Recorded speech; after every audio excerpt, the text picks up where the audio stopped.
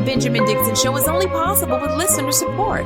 Go to www.thebenjamindixonshow.com to register for our blog and join the Progressive Army.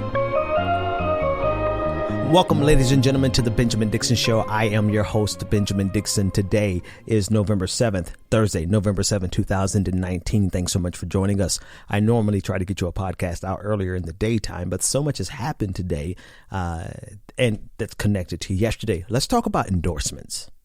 Ayanna Pressley of Massachusetts endorsed Elizabeth Warren yesterday. Today, a list of over 100 black women came out in support of Elizabeth Warren. And I want to say a couple of things about this. First and foremost, hey man, I like Elizabeth Warren. And it really doesn't matter how much you try to convince me otherwise. I like Elizabeth Warren. I'm not voting for her. I mean, I think ultimately that's what matters the most. I have my reasons. My reasons is it's showtime, ladies and gentlemen. It's like we're either going to do something great or we're going to burn this whole thing down. Serious. It's showtime. It's time for Bernie Sanders, not because he's Bernie Sanders, but because what he has fought for. Now, does that change the fact that I would absolutely support Elizabeth Warren in a general election if she edges out Bernie Sanders? No, it doesn't change that, because I think Elizabeth Warren is far better than any other choice that we have second to Bernie. She is literally second to Bernie to me. So I don't get upset. I personally first of all, Ayanna Pressley is a grown ass woman who can do whatever the hell she damn well pleases.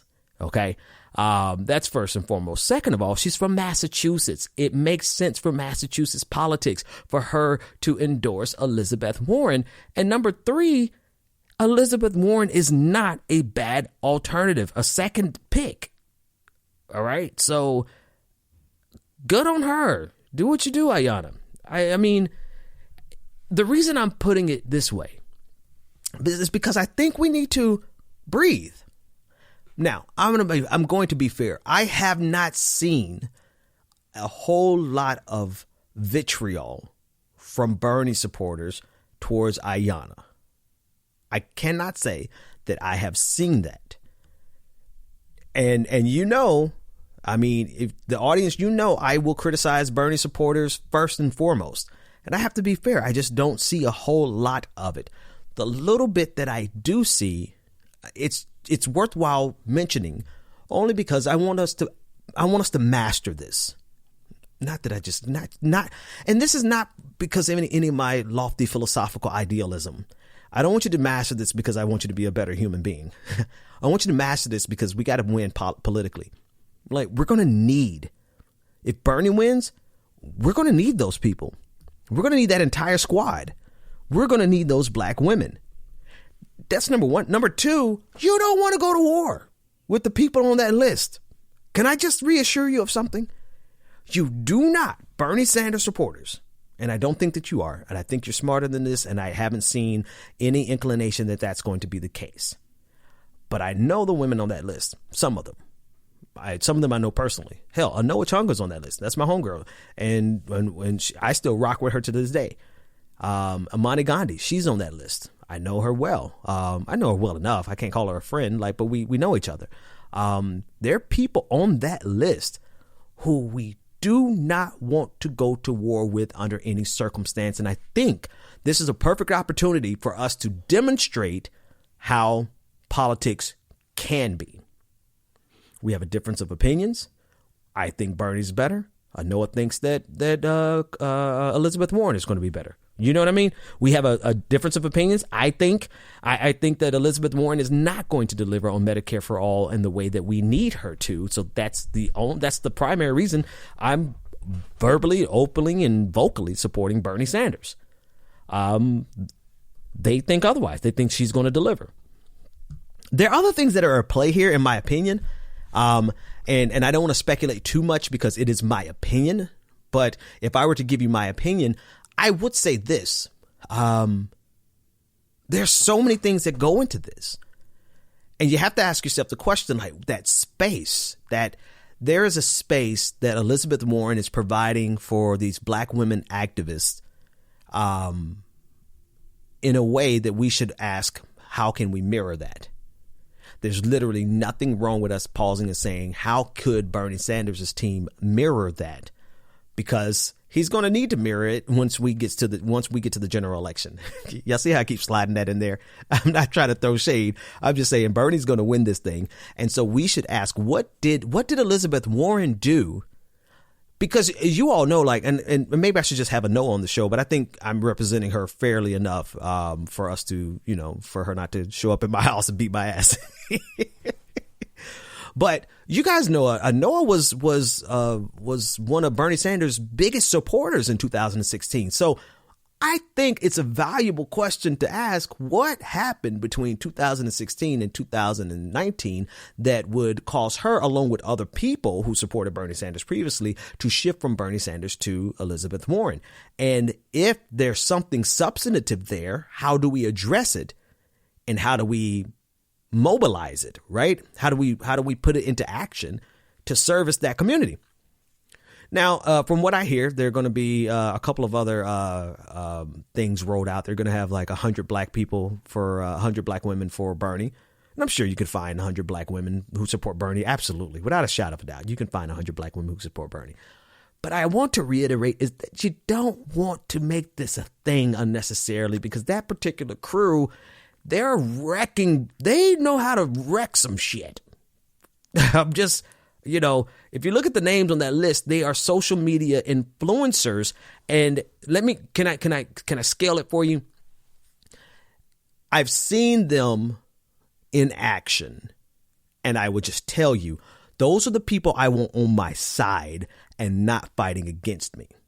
So my best advice, and again, I want to reiterate, I have not personally seen Bernie Sanders supporters cut a fool over this.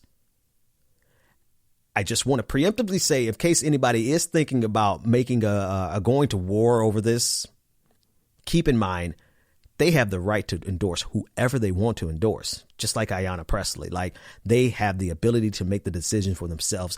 They have what your priority is does not have to be their priority, and vice versa. Right. So that's first and foremost. They have the free agency to do it. Second thing is, at the end of the day, it's really about who's going to organize the best and who's going to do the work.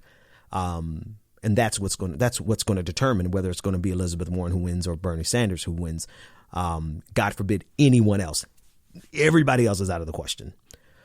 But last but not least, we're going to need each other. They're going to need us.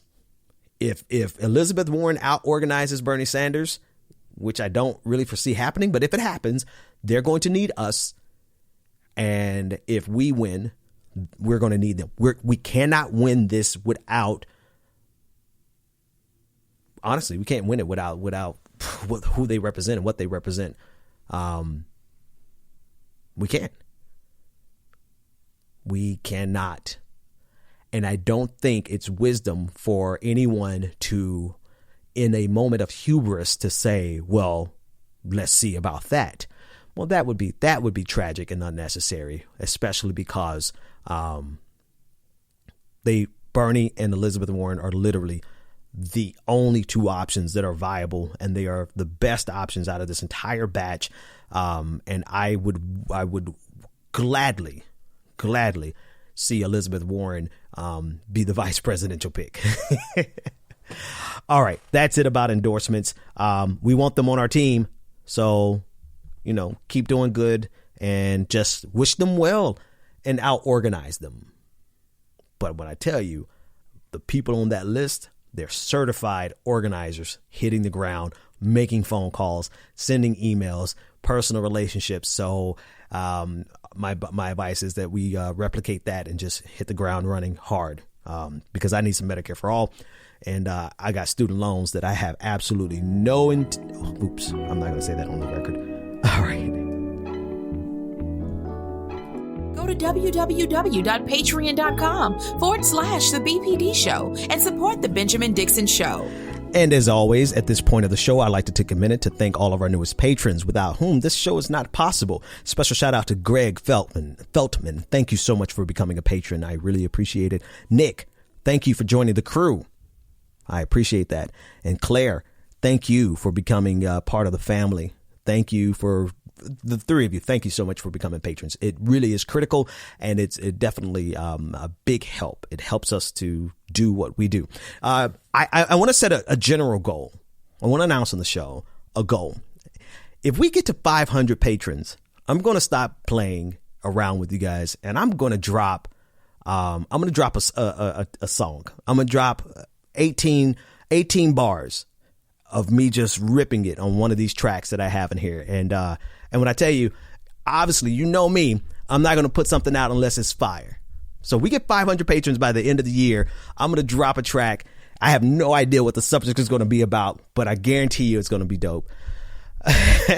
Now, I'm laughing because some of you are thinking, God, please don't let him get 500 patrons. All right. I have no comment to that.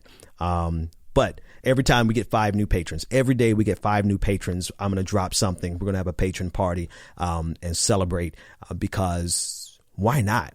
You guys celebrate me. I want to celebrate you. All right. Let's shift gears. Hillary Clinton, the name that should not be mentioned, has come out and said that there's no way that Elizabeth Warren's Medicare for All plan is going to work or get passed. And, you know, I think her sentiment is this idea generally that's outstanding, that they don't really believe that there is a progressive future. I did want to kind of tongue in cheek say, of course, her plan is not going to get passed because it's Bernie Sanders' plan is the one that's going to get passed. But realistically, there is an entire contingency in this country of Republicans, of Democrats, and believe it or not, some progressives. But I'll circle back to that at the end. That's not as important as talking about the people who just do not believe that we can get what we want, not even deserve, what we want. And that's something that I think we need to strike at the heart at in a way that strikes fear in the mainstream, in the establishment. This is what I mean. Yeah, they're a little bit afraid of us right now, of progressives, of socialists, of Medicare for all. But I don't think that they are adequately afraid of what could actually happen. And I mean this. I'm not biting my words on this one. If this country does not provide for every single citizen, if we do not give, hell, here's a case in point. It has been 70 years since the national health system in the UK implemented their single payer system. 70 years. And I want you to think about 70 years ago, this month, Rudolph the Red-Nosed Reindeer was a new song topping the charts. That's how long they've had Medicare for all in the UK, or a single payer system in the UK, rather. And that's how long or how far behind we are in the United States. Here's the thing. I do not believe that we're going to be patient that much longer. And I need them to understand that what people like Bernie Sanders is asking for and stuff that I advocate for, it's really the nicest, most pleasant solution to not having this entire system burn down. Capitalists are the very first people to destroy capitalism, not socialists. Capitalists who want it all. They want they want everything. They don't want to give an inch. They don't want to give a dime. They would just as soon have abject poverty and homelessness in every city across this country than to give up 1% more in taxation. And because of that, the behavior of capitalists inevitably leads to revolution. Right now, we have a system, and you know this, but I'm building up I'm building a case for something else. We have a system that absolutely has no problem with having the best of times and the worst of times, the most obscene wealth we've ever seen and the most abject poverty. that we've ever seen, like the most income inequality. We have a system that literally looks in the face of 300 million people, the vast majority of whom are struggling paycheck to paycheck. Like, the poverty line does not really capture all of poverty. You know what poverty also includes? The fact that every single month you're stressed over whether or not you can keep your lights on, or whether or not your car is going to get repossessed and then you're not going to be able to go to work. That's the normal condition for a lot of Americans. And what the powers that be, like Hillary Clinton, don't seem to understand is that there's more of us than there is them. And they can play around all they want withholding some basic things that other nations already have. Exposing us, making America. See, it's like the American dream is literally how much can you happily be exploited. And I don't think they realize it's a different day. This is not 1996. This is not 2000. Hell, just 70 years ago, they had a single payer system, or they got a single payer system in the UK. We're so far behind. But this next generation, and I'm not even talking about age wise. I'm talking about this new batch of revolutionaries. They're coming with gulags. I mean, these kids aren't playing.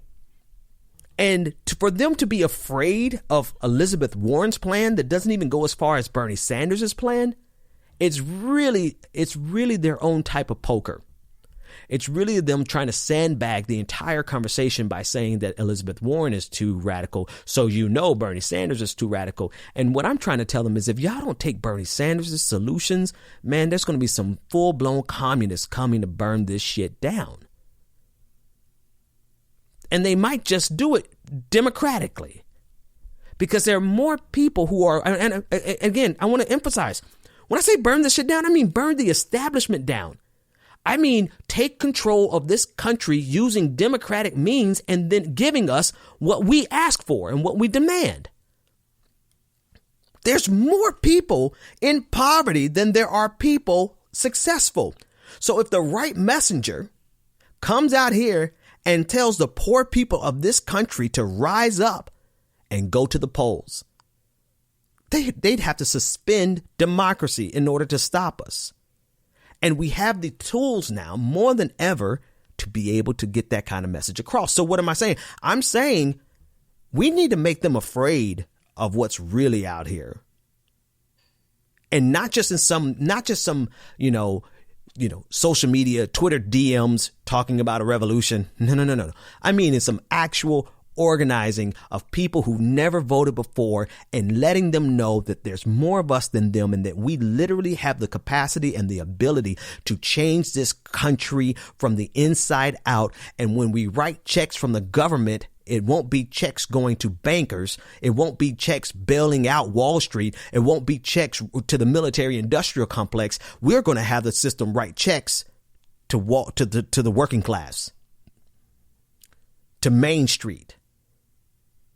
We're going to tax, let's one up this. So, the idea that Bernie put out there that there should be no such thing as billionaires. That's a cute saying, right? I liked it. I felt it. I retweeted it.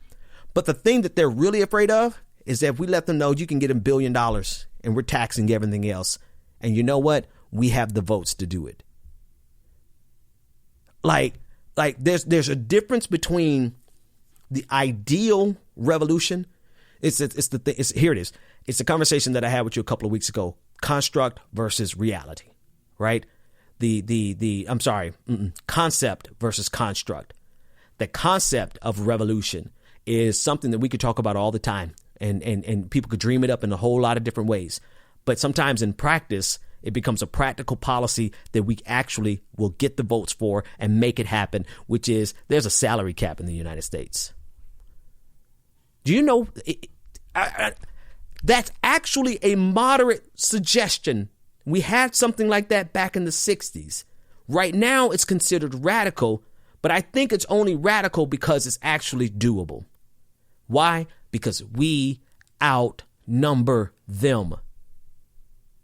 And $1 billion is enough. So what am I saying? I'm saying that we absolutely 100% need to start waking people up to the power that we have to create a revolution right through this system. They cannot possibly stop us unless, short of, you know what? Suspending democracy. We don't have to wait for the communist revolution. We don't. All we have to do is to awaken all those people who see this system and say, this system doesn't do anything for me, so I might as well not vote. And then just let them know, actually, that's all the more reason you should vote. The number one thing these people like Hillary Clinton and the establishment, you know what they're afraid of? Losing power. You know how we take power from them? It's not by waiting on a violent revolution. It's by voting them out of positions of power, every level of the government, every level locally, federally, state, out of the local Democratic Party, chairmanship. And these are the things that are the beautiful thing about it is that this is what is happening. This is what is happening. This is why you're seeing people further and further to the left getting elected into office. So a lot of this, what I'm saying, is already in motion.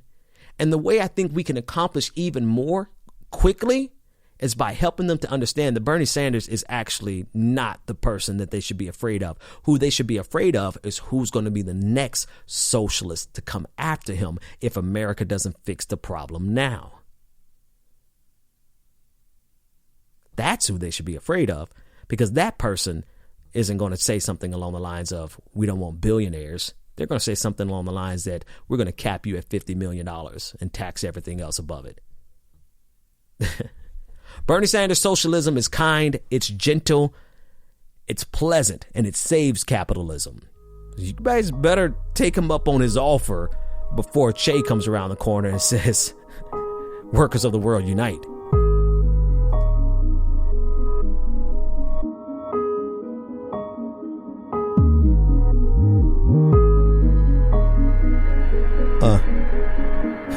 Yeah.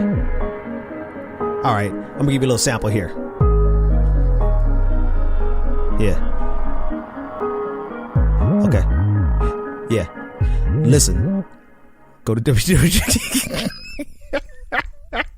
patreon.com/BPD show. Help me get 500 patrons by the end of the year. 5 new patrons a day. A brand new party every single day. All right. Last but not least, we've got to make sure that we're ready for conservatives, folks. I kind of shift my show seasonally, and I'm either talking about leftist edge issues, or I'm talking about the primaries, or I'm talking about conservatism. And I've been letting off the gas a little bit, confronting conservatism, because we're in the middle of the primaries, and these distinctions that we have on the primaries, in the primaries on the left, they matter. But if you look at the reaction that conservatives had to losing all that they lost on Tuesday night, they are challenging the election results. They are suggesting that we should have state level electoral systems, right? Because they don't like the idea that urban areas are able to decide elections because more people live there. So they're literally looking at ways of circumventing democracy. This is not a surprise, because throughout the off season, if you would, they do everything they can to stop people from being able to vote. We've got to be ready, and I don't even know what all that entails, but we need to head it off at the pass. We need to make sure that we know who we're dealing with. We're dealing with people who are authoritarian by nature. They would suspend democracy. Donald Trump would challenge the results. He would refuse a transition of power. And what does that actually look like? Like you talk about a constitutional crisis. We have Senator Lindsey Graham, who is refusing to look at the evidence with regard to Donald Trump's quid pro quo with Ukraine.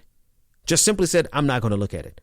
So abdicating their responsibility and their oath to defend the Constitution just so that they can support Donald Trump. I don't think we fully realize just what kind of party we're dealing with and ideology that we're dealing with. And part of the solution, the only thing that comes to mind right now, because two things. There are so many conservatives that are operating in this government. And I'm not just talking about elected officials. I'm talking about throughout the apparatuses, right? Throughout the bureaucracy. Conservatives, as much as they complain about the federal government, they're first in line to get a government job, right? They're first in line to get these defense contracts. And we have to understand that we cannot depend on the institutions to protect us from a seizure of power. We can't, because if their allegiance is to Donald Trump, then of course their allegiance is to Donald Trump. I mean, it's self-evident.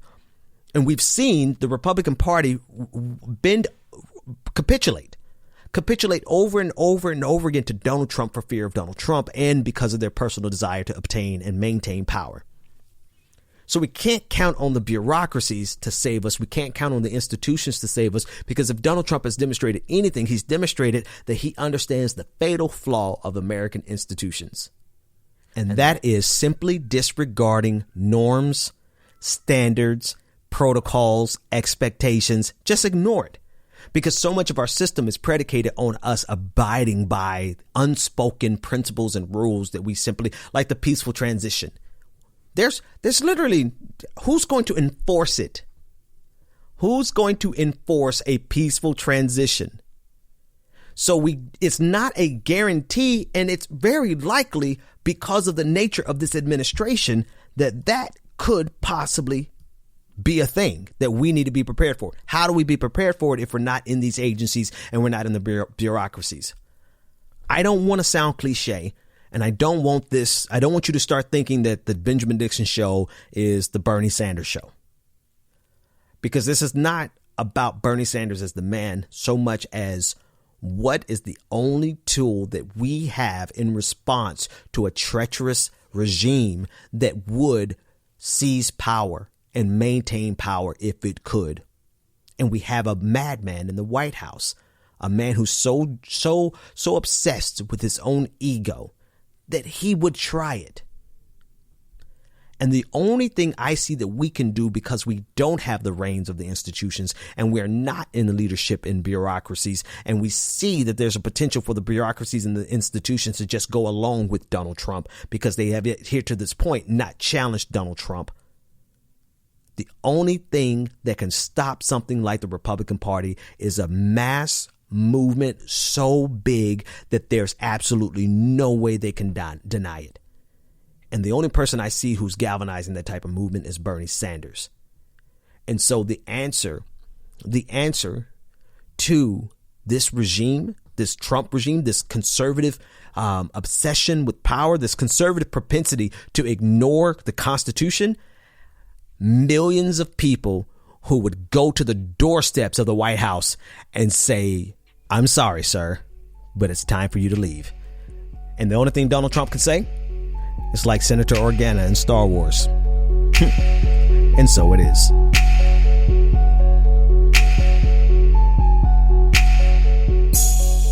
The Benjamin Dixon Show is only possible with listener support. Go to www.patreon.com/The BPD Show and support The Benjamin Dixon Show. If you like this episode, be sure to share, like, and subscribe.